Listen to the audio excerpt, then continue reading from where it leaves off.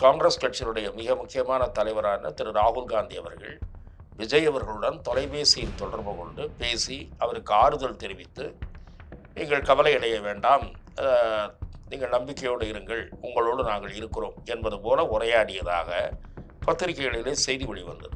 அதுவே திமுகவுக்கு வயிற்றில் புலியை கரைத்திருக்கும். தமிழ்நாட்டு காங்கிரஸ் கட்சியினுடைய பல தலைவர்கள் விஜய் மீது பரிவு கொண்டிருக்கிறார்கள்.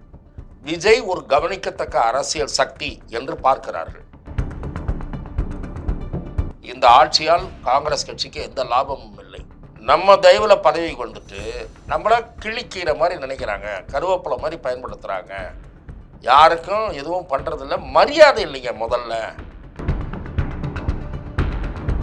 தாவேக்காவும் அதிமுகவும் சேர்ந்தா ஜெயிக்கிறதுக்கான வாய்ப்புகள் நிறைய இருக்குன்னு உங்களை மாதிரி அரசியல் விமர்சகர் சொல்றாங்க. ஆனா காங்கிரஸோட சேர்ந்தா ஒரு பெரிய மாற்றத்தை ஏற்படுத்த முடியும்னு நீங்க நினைக்கிறீங்களா? முதலமைச்சர் கூட பேசினாரா சார்? ஒரே சூரியன் ஒரே சந்திரன். ஆமா, அது ஒரே பாட்ஷாதான்ற மாதிரி பாட்ஷா வசனத்தை காப்பி வச்சு பேசுறாரு. அது ரஜினி பேசினாதான் நல்லதா இருக்கும். மற்றவங்க பேசினா காமெடியா தான் இருக்கும். வேண்டாத கட்சி ஆட்சிக்கு வருது, தங்களுக்கு நெருக்கடி வருது, இடி பயமுறுத்துது, ஐடி பயமுறுத்துதுன்னு வச்சுக்கோ, தன்மானம், இனமானம், சுயமரியாதை எல்லாம் திடீர்னு வந்துடும். மற்ற நேரத்தில் அந்த தன்மானம், சுயமரியாதை, இனமானம்லாம் எங்கடா போச்சு? கொள்கையும் கிடையாது, ஒரு புடலங்காயம் கிடையாது. கொள்கை எல்லாம் சும்மா இந்த மீட்டிங் போட்டு ஒரு இளைஞர்களின் மூளைச்சலவை செய்வதற்காக இந்த பயிற்சி முகாம்லாம் நடத்துகிறாங்க. அரசாங்கத்தை காட்டமாக விமர்சிக்க வேண்டிய விஷயங்களை பூனை மாதிரி இருக்கிறார்கள். பேர் சிறுத்தைன்னு வச்சிருக்காரு திரும்ப. அது சிறுத்தை மாதிரியே இல்லை, மியாவும் மியாவுன்றாரு. ஆமா, வாக்காளர் பட்டியலில் மோசடி நடக்க போகுது, மோடி மோசடி செய்ய போறாரு அப்படின்னு வெளியில பிரச்சாரம். கோர்ட்ல அறுவடை டைம், கிறிஸ்துமஸ் டைம், லீவு நாள், மழை பெய்யுது, அதனால முடியாது. மோசடினா கோர்ட்ல மோசடின்னு முதுகெலும்பு இருந்திருந்தா இந்த அரசாங்கம் சொல்லணும். இந்த அரசாங்கத்துக்கு முதுகெலும்பே கிடையாது.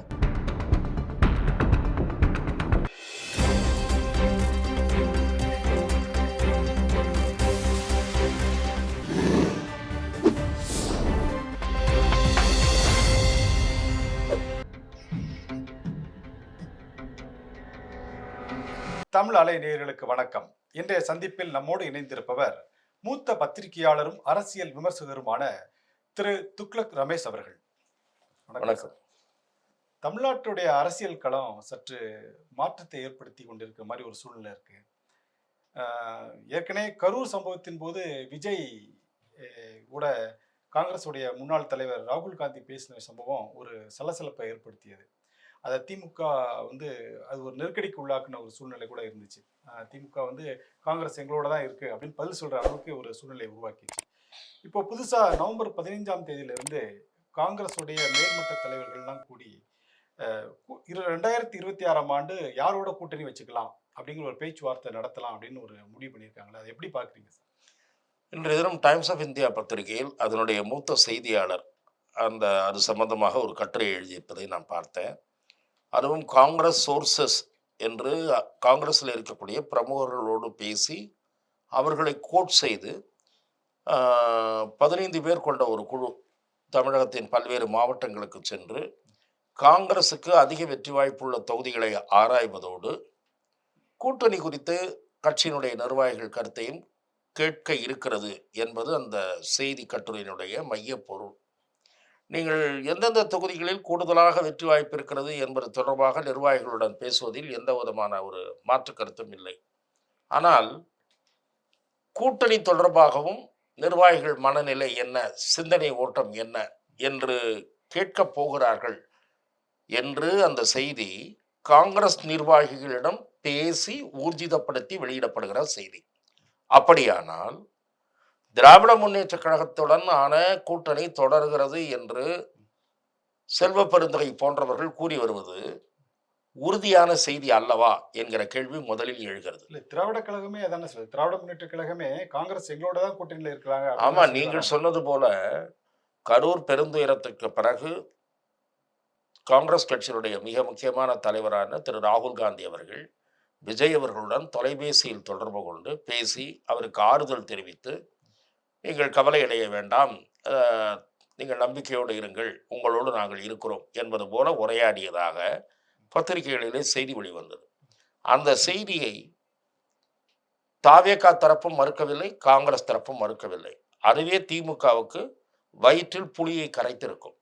அதன் காரணமாகத்தான் ஒரு திருமண நிகழ்ச்சியிலே காங்கிரஸ் பிரமுகர்கள் கலந்து கொண்ட திருமண நிகழ்ச்சியிலே திரு உதயநிதி அவர்கள் கை எங்களை விட்டு போய்விடாது என்று பதற்றத்தோடு அவர் பேசியதை நாம் பார்த்தோம். திராவிட முன்னேற்ற கழகம் கரூர் சம்பவத்திற்கு மூல காரணம் அல்லது முக்கிய காரணம் விஜய் தான் என்று பழியை தூக்கி அவர் மீது போட வேண்டும் என்று துடிக்கிறது. ஆனால் காங்கிரஸ் கட்சியோ அப்படி கூறுவதற்கு தயாராக இல்லை. இதுதான் அடிப்படையில் இருக்கக்கூடிய வேறுபாடு.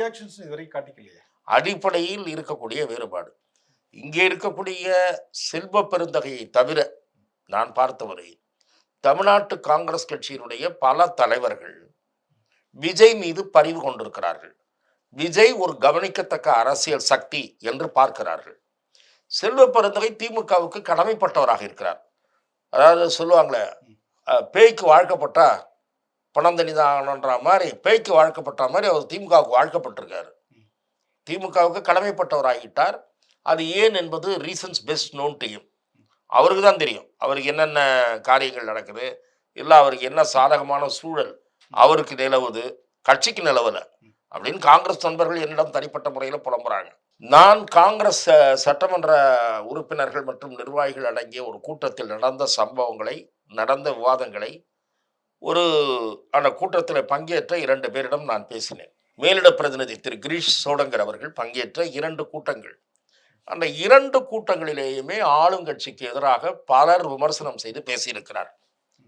இந்த ஆட்சியால் காங்கிரஸ் கட்சிக்கு எந்த லாபமும் இல்லை, காங்கிரஸ் கட்சியை சேர்ந்தவர்களை மந்திரிகளை விடுங்கள், மாநகராட்சி மேயர்கள் கூட மதிப்பதில்லை என்ற புலம்பல் அந்த கூட்டத்தில் ஓங்கி ஒலித்திருக்கிறது.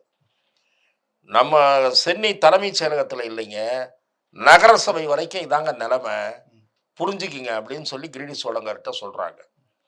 நம்ம தயவில் பதவி கொண்டுட்டு நம்மள கிழிக்கிற மாதிரி நினைக்கிறாங்க, கருவேப்பிலை மாதிரி பயன்படுத்துகிறாங்க, யாருக்கும் எதுவும் பண்ணுறதில்ல, மரியாதை இல்லைங்க முதல்ல என்ன அப்படின்ற ஒரு என்ன ஏது அப்படின்றது கூட கேட்கறது இல்லைங்க அப்படின்னு. சரி, நாம ஏன் இந்த கூட்டணியில் இருக்கணும், நம்ம வேற கூட்டணிக்கு போகலாம், நம்ம விஜய் வந்துட்டார், இப்போ விஜய்க்கு நல்ல மக்கள் செல்வாக்கு இருக்கு, விஜயோட சேர்ந்தோம்னா ஜெயிக்கலாம் இப்படின்னு கிரீஷ் சோடங்கர் முன்னிலையில் நடைபெற்ற 2 கூட்டங்களிலுமே இந்த கருத்துக்கள் வெளிப்பட்டன என்பதை நான் 100% அறுதியிட்டு கூற முடியும். சரி சார், இப்போ 2014 பிறகு நடைபெற்ற ஒவ்வொரு தேர்தலையும் காங்கிரஸுடைய சீட்டினுடைய எண்ணிக்கை குறைக்கப்பட்டுட்டே வருது. ஒருவேளை தாவேக்காவோட நாங்கள் கூட்டணி போயிடுவோம் அப்படின்னு சொல்லி இவங்களுடைய சீட்டுடைய எண்ணிக்கை அதிகரிக்கிறதுக்கான ஒரு முயற்சியா, இல்ல திமுகவிடம் பேரம் பேசி எண்ணிக்கை அதிகரிக்கக்கூடிய முயற்சியா என்ற உங்கள் சந்தேகம் பல அரசியல் விமர்சகர்கள் மத்தியில் இருக்கிறது. ஆனால் அதையும் தாண்டி பாரதூரமான கண்ணோட்டத்தோடு சிலர் காங்கிரஸ் கட்சிக்குள்ளே சிந்திக்கிறார்கள்.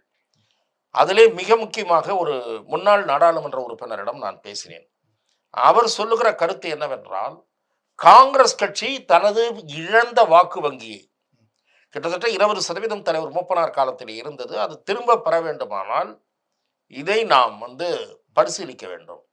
எப்படி வாக்கு வங்கி தனிப்பட்ட முறையில் காங்கிரஸ் கட்சியினுடைய வாக்கு வங்கி உயரவென்றால் அதிக இடங்களை கேட்டு போட்டியிட வேண்டும். அங்கே இருக்கக்கூடிய கட்சிக்காரர்கள் ஒரு தெம்பு பெறுவார்கள், உற்சாகத்தை பெறுவார்கள், கட்சிக்கு பழைய மரியாதை கிடைத்திருக்கிறது. இப்போதெல்லாம் படுத்து விட்டார்கள், படுத்தே விட்டானையா என்று வடிவேலு படத்தில் சொல்லுகிற மாதிரி நிலைமை இருக்கிறது. ஆகவே அவர்கள் விஜயிடம் போனால் குறைந்தது எனக்கு தெரிந்து 50 தொகுதிகளுக்கு குறையாமல் விஜய் தருவதற்கு முன் வருவார், நிச்சயமாக தருவார். இவர்கள் 40 இப்போது காங்கிரஸ் திமுகவிடம் எதிர்பார்க்கிறது. ஏற்கனவே கொடுத்தது எவ்வளவு? 25. 25லேருந்து 40 திமுக கொடுக்குமா? தலைகிழ நின்று தண்ணி குடித்தாலும் கொடுக்காது.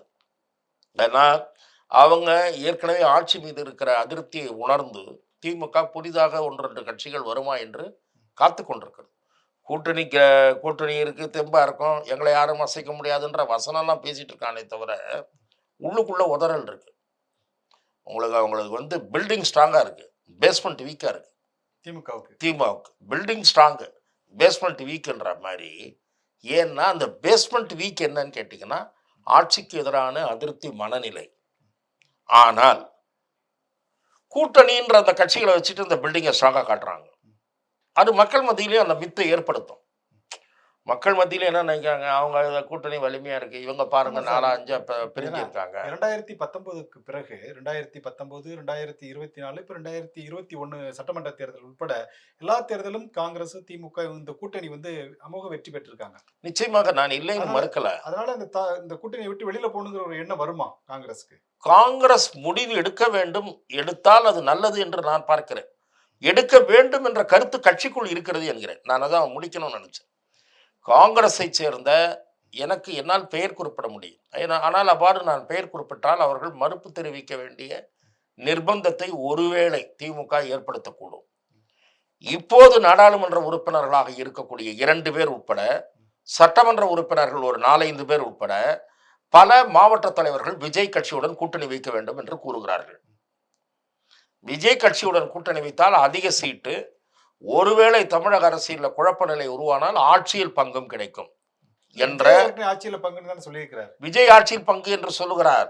நான் சொல்லுவது விஜய் கட்சியுடன் கூட்டணி வைப்பதன் மூலம் திமுகவுக்கு மெஜாரிட்டி கிடைக்காத நிலை உருவானால், திமுக அதிக இடங்களில் வெல்கிறது என்றே வைத்துக் கொள்ளுங்கள். ஒரு 80 சீட் மெஜாரிட்டி இல்லை, ஆனால் 100 சீட் வந்துடுறாங்க, இல்லை 80 சீட் வந்துடுறாங்க, ஏடிஎம்கேக்கு ஏதோ வருது, இதோ யாருக்குமே மெஜாரிட்டி இல்லைன்னா காங்கிரஸ் கையில் ஒரு 25 எம்எல்ஏ இருக்காங்கன்னு வைங்க.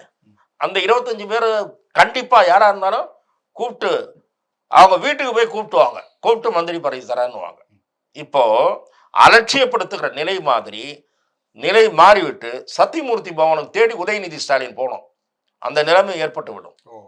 ஆகவே நானும் உறுதியாக நம்புகிறேன், காங்கிரஸ் விஜய் பக்கம் சேர்வது என்று முடிவெடுத்து விட்டால் மேலும் சில கட்சிகள் சேரும். அப்படி சேருகிற போது திமுகவுக்கு மெஜாரிட்டி கிடைக்காது. You take it from me. DMK majority பிடிக்கவே முடியாது. தமிழக அரசியல் முதல் முறையாக ஒரு தொங்கு சட்டசபையை சந்திக்கக்கூடிய சூழல் கூட உருவாகலாம். அப்படி உருவாவது தமிழக அரசியலுக்கு நல்லது என்பது என் பார்வை. ஆட்சி கவிழெல்லாம் கவிழாது. 2 3 கட்சிக்கு மந்திரி சபையில் பங்கு கொடுப்பாங்க, ஊழல் குறையும். ஏன்னா எல்லா திட்டத்திலையும் ஈக்குவலா பிரிக்கணுன்ற மாதிரிலாம் பண்ண முடியாது. ஒரு 1 2 மந்திரிகள் பெர்ஃபார்ம் பண்ணணும்னு நினைப்பாங்க. விஜய் கட்சி கூட மந்திரி சபையில் இடம்பெற்றால், நானே என்ன சொல்றேன்னா, ஏடிஎம்கேவோட சேர்ந்தா இடம்பெறக்கூடாது, வேற காங்கிரஸோட சேர்ந்தா இடம்பெறலாம். காங்கிரஸ் ஏன்னா எப்படி விஜய் தான் தலைமை தாங்க போறாரு. ஏடிஎம்கேவோட சேர்ந்தா என்ன பண்ணுவாங்கன்னா, விஜய் கட்சி மந்திரியை 3 மாசத்துக்குள்ள அவனை ஹைலி கரப்ட் ஆக்கிடுவாங்க. யார்? ஏடிஎம்கே தலைவா, நீ சும்மா இருக்கக்கூடாது, 15% கரெக்டா வாங்கிடு அப்படின்னு அந்த மந்திரியை ரூமுக்கு கூப்பிட்டு கிளாஸ் எடுத்துருவாங்க ஏடிஎம்கே சீனியர் மந்திரிங்க. ஆகவே தான் நான் சொல்லுகிறேன், அவர் எப்படியும் அதிமுகவோட போவதற்கான வாய்ப்பு குறைவு. மீண்டும் ஒரு முறை தெளிவுபடுத்தி விட்டார்கள். தாவேகா தலைமையில் தான் கூட்டணி, விஜய் தான் முதலமைச்சர் என்று தெளிவுபடுத்திய பிறகு, இந்த மரத்துக்கு தாவி தாவி பார்த்து பழம் கிடைக்க வேண்டவுடன் சீச்சி இந்த பழம் புளிக்கும் என்று சொன்னதை போல, எடப்பாடி தரப்பினர் விஜய் தங்கள் பக்கம் வந்து விடுவார் என்று மிகவும் எதிர்பார்த்து இப்ப ஏமாந்த நிலையில், விஜய் எல்லாம் ஒன்றும் பென்று சாதிக்க முடியாது, அரசியலுக்கு வர்றவங்க எல்லாம் எம்ஜிஆர் ஆயிட முடியாது, பழைய பல்லவி ஆரம்பிச்சிட்டார் அண்ணன் கே பி முனுசாமி. ஆகவே ஏன் நடுவில் சும்மா இருந்தீங்க? எனக்கு தெரிந்த 1 2 முன்னாள் அமைச்சர்கள் முதலே சொன்னாங்க, அவர் வரமாட்டார். ஏன்டா அதிமுக சேர்ந்த முன்னாள் அமைச்சர்கள் சொன்னார்கள், இவர் ஒரு கற்பனையில் இருக்கிறார். பொதுச் செயலாளரை பத்தி சொன்னாங்க, இவர் ஒரு கற்பனையில் இருக்கிறார், 40 சீட்டுன்றதை 50 சீட்டு ஆக்கினா அவன் வந்துருவான் என்று சொல்லி கொண்டிருக்கிறார். ஆனால் விஜய் வரமாட்டார் என்று எங்களுக்கு ஏற்கனவே தெரியும்.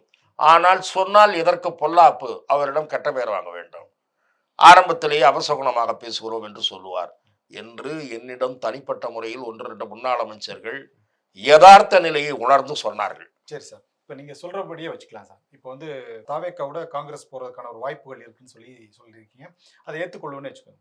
ஆனா இல்ல வாய்ப்பு இருக்கிறது என்று நான் உறுதியாக சொல்லவில்லை. இறுதியில் முடிவெடுக்க வேண்டிய ராகுல் காந்தி தான். அவருக்கு அந்த தயக்கம் இருக்கு. அந்த தயக்கங்கள் விலகினால், ஒருவேளை அவரது தயக்கம் விலகி இதை பரீட்சித்து பார்ப்போம் என்ற முடிவுக்கு அவர் வருவானேயானால் கூட்டணி உருவாவதற்கான வாய்ப்பு பிறகு வாய்ப்பு இருக்கு மாதிரி வச்சுக்கோங்க. இப்போ தாவேக்கா ஒரு அன்ப்ரூவ்டு ஓட்டு வச்சிருக்காங்க. இப்போ காங்கிரஸ்க்கு அந்த அளவுக்கு தமிழ்நாட்டில் ஒரு பெரிய செல்வாக்கான வாக்குகள் கிடையாது. அது யாரு கூடயாவது ஒருத்தர் கூட அலையன்ஸ் வச்சு தான் வாங்கணும். அப்படிதான் இது வரைக்கும் அவங்க காங்கிரஸ் கட்சி இருக்காங்க. ஆனா அதிமுக கூட வந்து ஒரு ஓட்டு வங்கி அவங்களுக்குன்னு ஒரு சாலிட் ஓட்டு வங்கி இருக்கு அதிமுகவுக்கு. தாவேகாவும் அதிமுகவும் சேர்ந்தா ஜெயிக்கிறதுக்கான வாய்ப்புகள் நிறைய இருக்குன்னு உங்கள மாரி அரசியல் விமர்சகர் சொல்றாங்க. ஆனா காங்கிரஸோட சேர்ந்தா ஒரு பெரிய மாற்றத்தை ஏற்படுத்த முடியும்னு நீங்க நினைக்கிறீங்களா? அதிமுகவோடு கூட்டணி சேருவது காங்கிரஸிடம் சேருவதை விட விஜய்க்கு கூடுதலான சாதகம் அம்சம் என்று சில அரசியல் விமர்சகர்கள் கூறுகிறார்கள். அதிமுக கூட்டணி என்றால் அதிமுக பாஜக கூட்டணியா வெறும் அதிமுகவா என்கிற உட்கேள்வி ஒன்று இருக்கிறது. அதிமுக பாஜக கூட்டணியில் விஜய் இணைவதாக இருந்தால் விஜய்க்கு எதிர்பார்க்கப்படுகிற சிறுபான்மை வாக்குகள் கிடைக்காது. அடுத்தது தலித் வாக்குகளில் கிடைக்காது. மூன்றாவது விஷயம், விஜய் ஒரு மாற்றத்திற்கான சக்தி என்று பார்த்து வாக்களிக்கக்கூடிய வாக்காளர்களுக்கும் ஏமாற்றம் மிஞ்சும். ஆகவே அவர் எதிர்பார்த்த அப்படியே இப்போது கணிக்கப்படுகிற வாக்குகளை வாங்குவாரா என்பது சந்தேகம். அந்த டிஃபெக்ட் இருக்கிறது. ஆகவே அதை கழித்து விட்டுத்தான் நாம் கள நிலவரத்தை பார்க்க முடியும். ஆனால் அதை தாண்டி அதிமுக விஜய் கைகோர்த்தால் ஒரு நம்பிக்கை அதிமுக நிர்வாகிகளுக்கு ஏற்படும், தாவேகாவினுடைய நிர்வாகிகளுக்கும் ஏற்படும். இது வெற்றி பெறக்கூடிய கூட்டணி என்ற பித் வரும் என்பது இவர்கள் தரப்பு எதிர்பார்ப்பு. ஆனால் அது முழுமையாக அந்த ஓட் ஷேர் கிடைக்க வேண்டும். 20% இப்போது பிகினிங்லேயே இருக்கிறது என்றால் 20லிருந்து 25 வரைக்கும் இருக்கிறது என்று கருத்து கணிப்பு நடத்துகிறவர்கள் கூறுகிறார்கள். 25 இருக்குமா என்பதில் எனக்கு தயக்கம் இருக்கு. ஆனால் 20க்கு குறையாமல் இருக்கும்னு நான் நினைக்கிறேன். ஒருவேளை போக போக, ஏன்னா விஜய் அடுத்த கட்டமாக டூர் போகிறாரு. டூர் போக போக அது ஏறக்கூடும். 2 கட்சிகளுக்கும் மாற்று. ஆனால் அவருக்கு வந்து ஒரு குறிப்பிட்ட வாக்கு வங்கி இருக்கு இல்லையா, இளைஞர்கள் வாக்கு வங்கி, இளைஞர்கள் இளம் பெண்கள் வாக்கு வங்கி, அது அசைக்கவே முடியாதது. திமுக தலைகளை நின்று தண்ணி குடிச்சாலும் நீங்க என்னதான் நாங்க மாணவர்களை சேர்க்கிறோம் இவங்களை சேர்க்கிறோம்னு இப்போ நிறைய சேர்க்க ஆரம்பிச்சிட்டாங்க. அதுக்குன்னு நிதி ஒதுக்கி அமைப்பை ஏற்படுத்தி கட்சிக்கு புதியவர்களை சேர்க்கணும், பாசறையை நடத்துகிறோம், பயிற்சியை நடத்துகிறோன்னு இவங்க கைவிட்ட கொள்கையெல்லாம் இப்போ திரும்ப பேச ஆரம்பிச்சிருக்காங்க. அதெல்லாம் ஒரு பக்கம் இருக்கட்டும். அறிவு திருவிழாவோட நடத்துனாங்களா சார்? அறிவு திருவிழா அது நடத்த வேண்டியதுதான், ஏன்னா அது வேணும். ஆகவே நடத்துகிறாங்க. எது வேணுங்கிறீங்க? இல்லை, அதான் அறிவு திருவிழா சொல்கிறேன். நான் என்ன சொல்கிறேன்,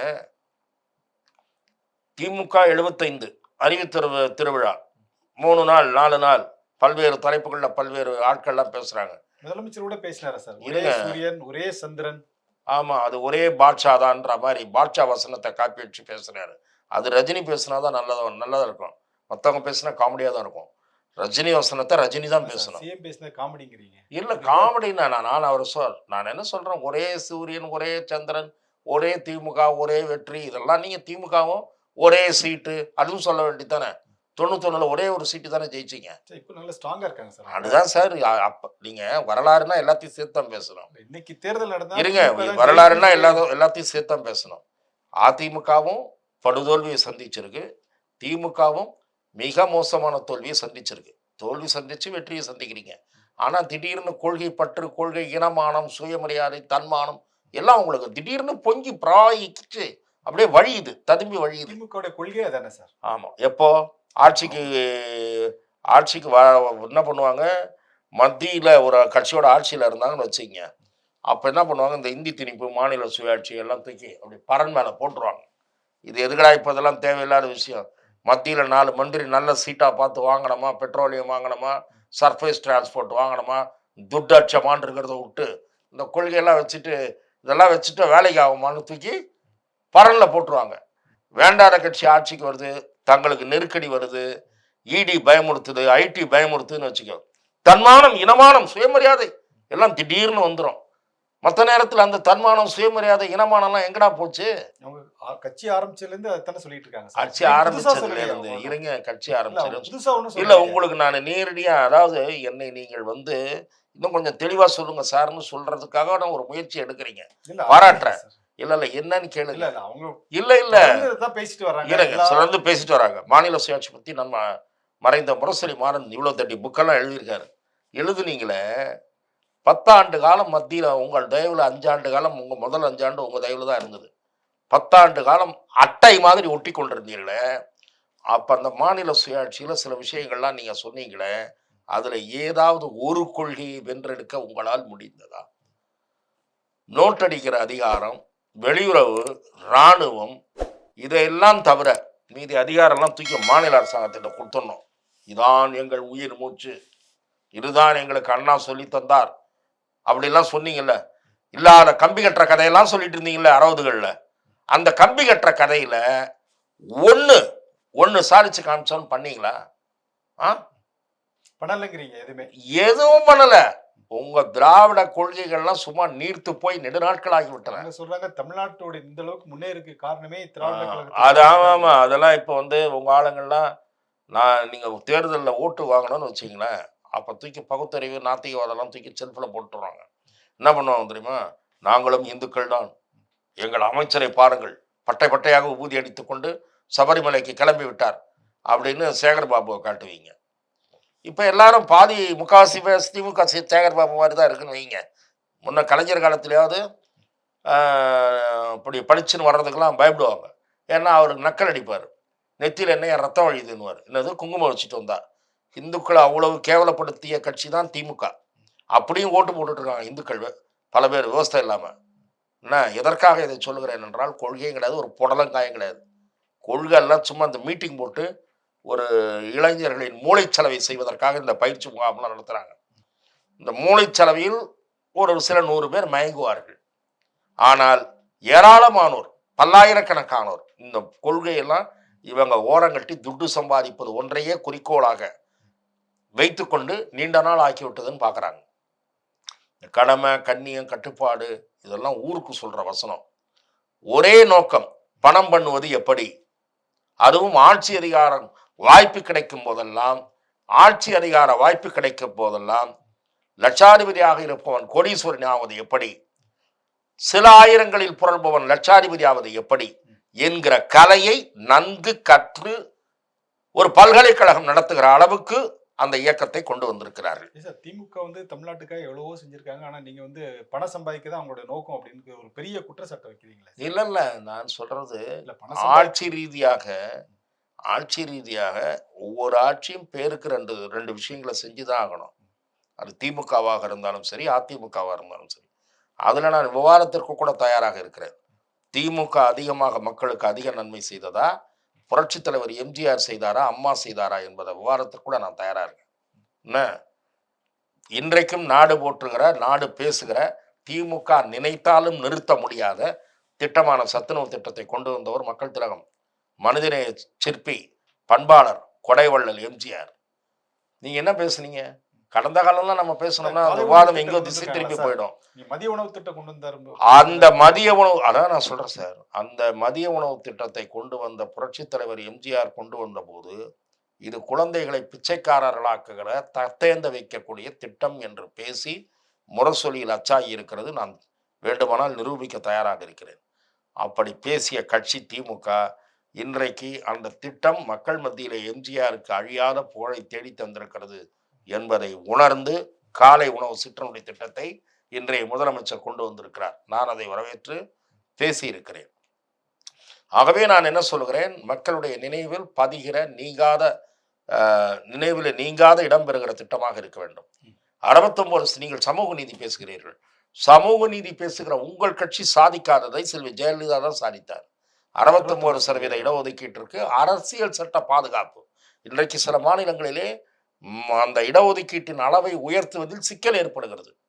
ஆனால் செல்வி ஜெயலலிதா 9வது அட்டவணையில் அதை இணைத்து பாதுகாப்பை தேடி தந்தார். நீங்கள் அது மாதிரி பேராசிரியர் ஆசிரியர் கி வீரமணி கூட சமூக நீதி காத்த தலைவி வீராங்கனைன்னு சொன்னார். அப்படி அவர் பட்டம் கொடுத்தது திமுகவுக்கு எரிஞ்சுது. திமுகவுக்கு தாங்க முடியாத எரிச்சல் அது. அந்த பட்டத்தை கொடுத்தப்போ ஆசிரியர் வீரமணி பொட்டி வாங்கிட்டாருன்னு கார்ட்டூன் போட்டாங்க. தெரியுமா உங்களுக்கு? இன்னைக்கு ஒவ்வொரு விஷயம் அவர் தானே சார்பா. இன்னைக்கு அவர் தான் முதல் ஆஸ்தான நிலை வித்வான். அது வேற. ஆஸ்தான நிலை வித்வான் அது வேற விஷயம். எதுக்காக சொல்றேன்னா, கொள்கைகளை என்ன கொள்கைகளை வென்றெடுத்தீர்கள்? ஆட்சியில் 1-2 திட்டம் கொண்டு வரீங்க, அது இல்லை. கொள்கை என்பது முதலமைச்சர் பேசும்போது கூட சொல்லியிருக்கிறாரு, தமிழ்நாட்டில் அறிமுகப்படுத்தப்பட்ட இலவச பேருந்து திட்டத்தை இன்னைக்கு அமெரிக்காவில் சரி, இலவசம் என்பது ஒரு கொள்கையை வென்றெடுத்ததா சார்? நான் கேட்டது என்ன சார், மாநில சுயாட்சி பேசுனீங்களே, மாநிலங்களுக்கு அதிக உரிமைகள் பேசினீர்களே, மேயர் இம்ப்ளிமெண்ட் பண்ணியிருக்காருன்னு சொல்லி ஒரு பெருமையா சொல்லிக்கிறாரு சார். சார் நான் அது நிர்வாக சீர்கேட்டுக்கு மற்றும் ஒரு உதாரணம் அந்த இலவச பேருந்து திட்டம் என்பது என்னுடைய பார்வை. அதுல வேற வைடுங்க. நான் என்ன சொல்றேன், எல்லா பெண்களுக்கும் எதற்கு இலவச பேருந்து? செக்ரட்டேரியட் ஸ்டாஃபுக்கு எதுக்கு ஃப்ரீ பஸ்ஸு? பாரிஸில் போய் ஸ்டேட் பேங்க் ஆஃப் இந்தியாவுடைய ஹெட் ஆஃபீஸில் இறங்குறாங்க. அவங்களுக்கு எதுக்கு இலவச பேருந்து? மத்திய அரசு அலுவலகங்களில் போய் இலவச பேருந்தில் பெண்கள் இறங்குறாங்க. அவங்களுக்கு எதுக்கு? நான் என்ன சொல்றேன், சமூகத்தின் அடித்தட்டு மக்களுக்கு மட்டும்தான் இந்த இலவச பேருந்து, பெண்களுக்கு மட்டும்தான் என்று ஏன் உங்களால் கொண்டு வர முடியவில்லை? பெண்களுக்கு ரூ. 1000 இலவச திட்டம் கொண்டு வந்தாங்க. அப்புறமேட்டு அப்ப சொன்னீங்க நீங்க வந்து தகுதியானவங்களுக்கு மட்டும் தான் இலவச ரூ. 1000 வழங்கப்படும்னு சொன்னதுக்கு, எந்த தகுதிய நிர்ணயிக்கிறாங்க? அப்ப யாருக்குமே தகுதி இல்லையா பெண்களுக்கு அப்படின்னு சொல்லி குற்றச்சாட்டு சொன்னாங்க. இல்ல. அதுவும் அதுவும் நான் சொல்லுகிறேன். அதுவும் நிர்வாகத்தினுடைய தோல்வி. ரூ. 1000 தூக்கி ஊரா விட்டு இதுவே என் பொண்டாட்டி கையன்னு தூக்கி குடுத்துறக்கூடாது. யார் வீட்டு பணத்த எடுத்து எல்லாருக்கும் நீங்க தானம் பண்ணிட்டு இருக்கீங்க? சார், சொந்த வீட்டில் வைத்திருக்கக்கூடிய பெண்களும் ரூ. 1000 வாங்குறாங்கன்னு சிலர் நண்பர்கள் உதாரணங்களோட சொல்றாங்க. ஆளுங்கட்சி சிபாரிசு பண்ணா ரூ. 1000 கிடைச்சிருது. இப்ப அத விரிவடை செய்ய போறாங்க. ஆமாமா. என்ன காரணம்? என்ன காரணம்ன்ற தேர்தல் தேர்தல் மிக விரைவில் தேர்தல் வருது. ஆகவே தேர்தலை மனதில் வைத்து பணத்தை வாரி இறைக்கக்கூடிய ஒரு ஊதாரித்தனமான செயலாகத்தான் நான் அதை பார்க்கிறேன். தகுதியான ஏழைகளை அரசாங்கத்தால் இனம் காண முடியும். உங்களுடைய அரசு ஊழியர்களையும் ஆசிரியர்களையும் இந்த தேர்தல் சமயத்தில் கணக்கெடுக்கிற பணியில் ஈடுபடுபவர்களையும் இதற்கென்று 3 மாதம் ஒதுக்கி இந்த பணியை மேற்கொள்ள சொன்னீர்கள் என்றால், தகுதியற்றவர்களை, அதாவது இது பெற வேண்டிய அவசியம் இல்லாதவர்களை பட்டியலில் இருந்து வெளியேற்ற முடியும். வெளியேற்ற முடியாவிட்டால் உங்கள் சர்க்கார் நிர்வாக திறனற்ற சர்க்கார் என்றுதான் பொருள். ஆகவே இந்த இலவசங்கள் கொடுப்பதெல்லாம் சாதனை அல்ல. இலவசங்கள் கொடுப்பது ஓட்டு வங்கி அரசியல். அதை நாம் கடந்து விட்டு வருவோம். எதற்காக நாம் இந்த டாபிக்கு வந்தோம் என்று சொன்னால், நான் என்ன சொல்லுகிறேன், இன்றைக்கு ஆட்சியின் மீது அதிருப்தி பல்வேறு காரணங்களால் மக்கள் மத்தியில் இருக்கிறது. எதிரே இருப்பவர்கள் பிரிந்திருக்கக்கூடிய காரணத்தால் தான் திமுக ஒரு வண்டி இன்னும் எங்கேயும் போய் மோதி நிற்காமல் இருக்கிறது. எதிர் அணி ஒன்றுபட்டு விட்டால் இந்த சர்க்காரினுடைய சாயம் வெளுத்துவிடும். இது பாப்புலர் சர்க்காரா அன்பாப்புலர் சர்க்காரா என்பதை மக்கள் உணர்த்தி விடுவார். சார், தமிழ்நாட்டில் சட்டம் ஒழுங்கு சரியில்லைன்னு சொல்லி எதிர்க்கட்சி தலைவர் எடப்பாடி பழனிசாமி பேசியிருக்காரு. தாவேக்காவுடைய தலைவர் விஜய் பேசிட்டு இருக்காரு. நேற்று கூட அண்ணாமலை வந்து கடுமையாக ஒரு குற்றச்சாட்டை வச்சு பேசிட்டு இருக்காரு.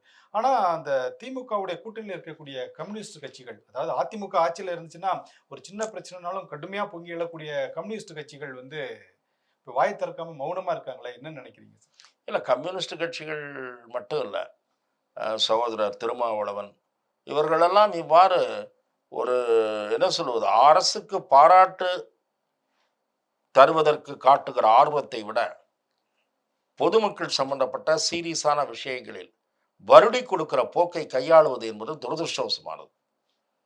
மாண்புமிகு முதலமைச்சராக எம்ஜிஆர் அவர்கள் இருந்தபோது சட்டமன்றத்திலே கம்யூனிஸ்ட் கட்சிகளுடைய தலைவர்களாக இருந்த சங்கரையா அவர்களோ உமாநாத் அவர்களோ எப்படி கர்ஜிப்பார்கள் என்பதை நானெல்லாம் நேரடியாக பார்த்தவன்.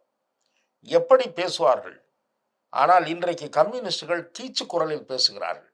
அரசாங்கத்தை காட்டமாக விமர்சிக்க வேண்டிய விஷயங்களை பூனை மாதிரி இருக்கிறார்கள். பேர் சிறுத்தைன்னு வச்சிருக்காரு திருமா. அது சிறுத்தை மாதிரியே இல்லை, மியாவும் மியாவுன்றாரு, பூனைக்குட்டி மாதிரி இருக்கு. ஆமாம். ஆகவே எதற்காகனா இதெல்லாம் வந்து தேர்தல் வேறு நெருங்குது. நல்ல காலத்திலே பேச மாட்டாங்க.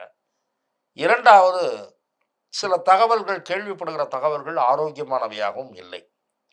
அதாவது கொஞ்சம் அதிருப்தி ஓரளவுக்கு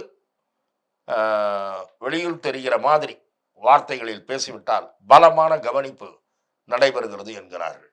அது என்ன கவனிப்பு என்று எனக்கு புரியவில்லை. அதற்கு பிறகு டோன் மாறிவிடுகிறது. ஆகவே தேர்தல் நெருங்குவதால் சில தொகுதிகள் கூடுதல் பெறுவதற்காக கூட்டணி கட்சிகள் இப்படி நடந்து கொள்வது என்பது மக்களுக்கு இழைக்கிற துரோகம் என்று நான் பார்க்கிறேன். சார், இந்த சிறப்பு தீவிர வாக்காளர் திருத்த விஷயத்துல திமுக வந்து முன்னுக்கு பின் முரணா செயல்படுறாங்க மாதிரி ஒரு செய்தி வருது. அதே மாதிரி நாம் தமிழர் கட்சி சீமான் கூட இந்த விஷயத்துல நாடகம் ஆடுறதாங்க திமுக அப்படின்னு சொல்லியிருக்காங்க. ஏன்னா முதல்ல வந்து இந்த திட்டத்தை நாங்கள் தமிழ்நாட்டில் அறிமுகப்படுத்த விட மாட்டோம் அப்படின்னு சொன்னாங்க. அதுக்கப்புறம் நாங்கள் அது வந்து இந்த திட்டத்தை எதுக்கல, அதுக்கு கால அவகாசம் ரொம்ப கம்மியா இருக்கு அப்படின்னு சொல்லி சட்டத்துறை அமைச்சரும் பேசியிருக்காரு. இல்ல, சிறப்பு தீவிர வாக்காளர் பட்டியல் திருத்தத்தை வந்து தீவிரமாக திமுக எதிர்ப்பதாக ஒரு பேசியது. இது பெரிய சதி, பெரிய மோசடி, வாக்காளர் பட்டியலில் பாஜக ஆதரவாளர்கள் எல்லாம் நுழைக்கிற மோசடி என்ற அளவுக்கு வண்டியாக காதில் பூ சுத்துகிற வேலையில் ஈடுபட்டாங்க. எது பாஜக செய்தாலும் அதை எதிர்க்க வேண்டும் என்ற ஒரே புள்ளியில திமுக இன்னைக்கு அரசியல் செஞ்சிட்டு இருக்கு. திமுக முதுகுல 1000 அழுக்கு மூட்டைகள் இருக்கு. அத அத அந்த அழுக்கை கழுவுவதற்கு, அந்த அழுக்க தங்களை சுத்தப்படுத்துவதற்கு, தங்கள் முதுகை சுத்தப்படுத்துவதற்கு எந்த முயற்சியும் எடுக்காம, எந்த விஷயமா இருந்தாலும் தூக்கி பாஜக மேல பழிய போடு. பாஜக எது செஞ்சாலும் எதிர்ப்பு தெரிவி. இதுதான் ஒரே கொள்கையா அவங்க வச்சுட்டு இருக்காங்க. இவ்வளவு சொல்றாங்கல்ல, வாக்காளர் பட்டியல்ல மோசடி செய்யறாங்க, பிஜேபி ஆள உள்ள கொண்டு வந்துட போறாங்க, எங்க ஆள்லாம் பட்டியல்ல இருந்து எடுத்துட போறாங்க. இதுக்கெல்லாம் பதில் இருக்கு என்கிட்ட. அது ஒரு பக்கம் இருக்கட்டும். இதையெல்லாம் ஏன் கோர்ட்ல சொல்லல? அதான் சார் கோர்ட்ல எதிர்ப்பு தெரிவிச்சிருக்காங்கல்ல. இருங்க சார். கோர்ட்ல எதிர்ப்பு தெரிவிச்சு ஒரு பெட்டிஷன் போட்டிருக்காங்க. அங்க என்ன தெரியுமா சொல்லியிருக்காங்க? வினோதமான காரணம்லாம் சொல்லியிருக்காங்க. மழை காலம் சார். மழை காலம். மழை காலத்துல எடுக்கிறது தான் நாங்க எதிர்க்கிறோமே தவிர, இதை பண்டிகை எதிர்க்கக்கூடாதுன்னு காலம் சொல்லல. கிறிஸ்துமஸ், அப்புறம் பொங்கல்.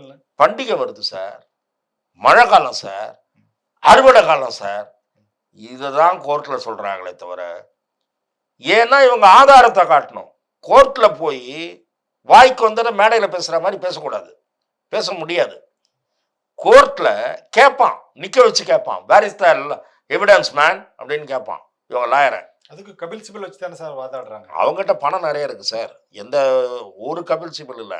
ஒரே கேஸுக்கு 3 கபில் சிபலை வைக்கிறாங்க. கபில் சிபல், அபிஷேக் மனு சிங்வி, அவரு இவரு எல்லாம் ஒரே கேஸுக்கு 3 வக்கீல். ஏன் உங்க வக்கீல ஆகப்பெரிய சட்டமேதை வில்சன், அவரை மட்டுமே ஆஜரானாலே போதுமே. 3 வக்கீல் ஒரே நேரத்தில், 4 வக்கீல். அந்த கூட்டெல்லாம் தனி. பணத்தை எடுத்து வாரி விடுறாங்க. ஏன்னா கையில பணம் இருக்கு. வாக்காளர் பட்டியலில் மோசடி நடக்க போகுது, மோடி மோசடி செய்ய போறாரு அப்படின்னு வெளியில பிரச்சாரம். கோர்ட்ல அறுவடை டைம், கிறிஸ்துமஸ் டைம், லீவு நாள், மழை பெய்யுது, அதனால முடியாது. மோசடினா கோர்ட்ல மோசடின்னு முதுகெலும்பு இருந்திருந்தா இந்த அரசாங்கம் சொல்லணும். இந்த அரசாங்கத்துக்கு முதுகெலும்பே கிடையாது. கோர்ட்ல போய் மோசடின்னு சொல்ல வேண்டியதானே. சொன்னா உங்க அட்வொகேட்டை பார்த்து கேட்பாரு judge, where is the evidence, submit the evidence அப்படின்னு கேட்பாரு. அப்புறம் அங்க போய் ஓங்கி ஒரு குட்டு குட்டுவாங்க. நோ எவிடன்ஸ், பொலிட்டிஷியன் டிஸ்மிஸ் அப்படின்டுவாங்க. அதனால பயந்துக்கிட்டு இதெல்லாம் ரீசன். இந்த மழை பெய்யுது, இந்த ஸ்கூல் பசங்க டீச்சர்கிட்ட கேட்குற மாதிரி இவங்க பேசுகிற வார்த்தையெல்லாம். ஆகவே தான் நான் சொல்கிறேன், மோடி எதிர்ப்பு என்பதை தவிர அதில் வேற எந்த அர்த்தமும் இல்லை. வாக்காளர் சீர்திருத்தம் என்பது, அந்த பட்டியல் சீர்திருத்தம் என்பது கட்டாயம் செய்ய வேண்டியது. அவகாசம் கூடுதலாக தேவை என்ற கோரிக்கை நியாயமாக இருக்கலாம். ஆனால் இறந்தவர்கள், வீடு மாறி சென்றவர்கள், இவர்கள் பேரெல்லாம் நீக்கப்பட வேண்டாமா? எதுக்காக? அதே ஓட்டை போலியா ப்ரிப்பேர் பண்ணி போடுறதுக்காக எல்லாம் என்ன பண்ணலாம்னு நினைக்கிறீங்க? ஆகவே வாக்காளர் பட்டியல் சீர்திருத்தம் என்பது புரட்சிகரமான நடவடிக்கை, காலங்காலமாக நடைபெறுகிற நடவடிக்கை, கட்டாயம் செய்ய வேண்டிய நடவடிக்கை. திமுகவின் பொய் பிரச்சாரம் மக்களிடம் எடுபடாது என்பதுதான் என் பார்வை. Okay sir. இவங்க முன்வைத்த முக்கியமான காரணமே பீகார்ல 65 லட்சம் வாக்காளர்களை நீக்கிட்டாங்க அப்படின்னு. அதுவே பொய்யான குற்றச்சாட்டு. பீகார்ல இப்போ 2 கட்டமா வாக்குப்பதிவு முடிஞ்சிருக்கு. நாளைக்கு ரிசல்ட் வரது இருக்கு. அதுல எந்த விதமான கம்ப்ளைண்ட்டும் பதிவாகலையே சார். இல்ல, அதுதான் நான் சொல்றேன். வாக்காளர்கள் பட்டியல்ல இவர்கள் ராகுல் காந்தி பிரேசில் பொண்ணை சொன்ன இங்க கொண்டாந்து இது பண்ணிட்டாங்க. கடைசியில பார்த்தா அதுவே பொய்ன்னு ஆயிப்போச்சு. அதுவே பொய். இப்படி எடுத்து வாயை திறந்தா பொய்ன்ற மாதிரி ஆயிப்போச்சு. அங்க ஒரே ஆளுக்கு 4 இடத்துல ஓட்டு இருக்கு பாருங்கன்னு சொல்லி ஒரு ப்ரோஃபோட்டோவை காமிச்சாங்க. அந்த மாதிரி ஒரு பட்டியலில் எந்த இடத்துல இல்லைன்னு தேர்தல் கமிஷன் மறுப்பு தெரிவிச்சது. ஆகவே தேர்தல் கமிஷன் அவ்வப்போது இவர்கள் மூக்கை அறுத்தாலும் மூக்கறுபடாத மாதிரியே நடித்து கொண்டு வெளியிலே வந்து பொய் சொல்கிறார்கள். நன்றி, வணக்கம். வாய்ப்புக்கு நன்றி.